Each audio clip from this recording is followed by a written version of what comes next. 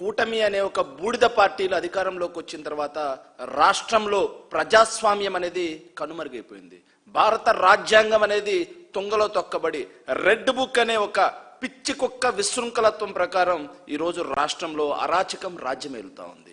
So ఎవరైనా సరే ఈ కూటమి పార్టీల్ని, ఈ బూడిద పార్టీల్ని ప్రశ్నిస్తే ఎవరిని కూడా అంతం చూడకుండా వదిలిపెట్టినటువంటి ప్రసక్తి లేదు.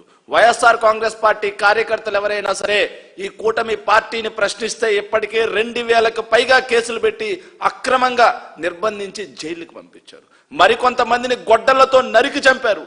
మరికొంతమందిని ఎంతో పాశవికంగా దాడి చేసి ఏదైతే తెలుగుదేశం పార్టీ, అదేవిధంగా జనసేన పార్టీ గూండాలు వైఎస్ఆర్ కాంగ్రెస్ పార్టీ వాళ్ళ మీద చేసినటువంటి దాడులు కూడా నిత్యకృత్యం అయిపోయాయి. సో దానికి కొనసాగింపుగా ఈ రెడ్ బుక్ అనే ఒక అరాచక శక్తి ప్రశ్నిస్తే, మీరు ఏదైనా చేసే తప్పులను అడిగితే తమ సొంత పార్టీ ఐటీడీపీ కార్యకర్తలను కూడా కబలించే స్థాయికి దిగజారిపోయిందంటే రాష్ట్రంలో ఈరోజు శాంతి భద్రతలు ఏ స్థాయికి దిగజారిపోయాయి అనడానికి నిదర్శనం ఇది. ఎంత దుర్మార్గం ఇది!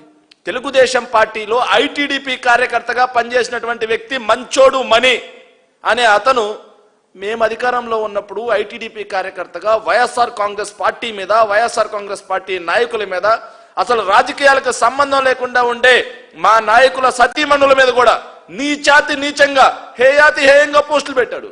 కానీ ఎక్కడా కూడా వైఎస్ఆర్ కాంగ్రెస్ పార్టీ అనేది ఎక్కడా కూడా సంయమనం కోల్పోలా, ఎక్కడా కూడా విశృంఖలత్వంగా అతని మీద భౌతిక దాడులకు దిగల, ఎక్కడా కూడా ఏ ఒక్క తెలుగుదేశం పార్టీ కార్యకర్త మీద కూడా ఆ రోజు మమ్మల్ని ఎంతలా ప్రశ్నించినా, ఆఖరికి దిగజారి నీచంగా హేయంగా విమర్శించిన మా కుటుంబాల జోలికి వచ్చినా సరే కూడా ఎక్కడా ఒక్కరి మీద భౌతిక దాడులకు దిగినటువంటి చరిత్ర వైఎస్ఆర్ కాంగ్రెస్ పార్టీకి లేదు. కానీ అలాంటి వైఎస్ఆర్ కాంగ్రెస్ పార్టీ మీద పొద్దున్న లేచినప్పటి నుంచి ముఖ్యమంత్రి గారు గొడ్డల పార్టీ అంటాడు, రౌడీ పార్టీ అంటాడు.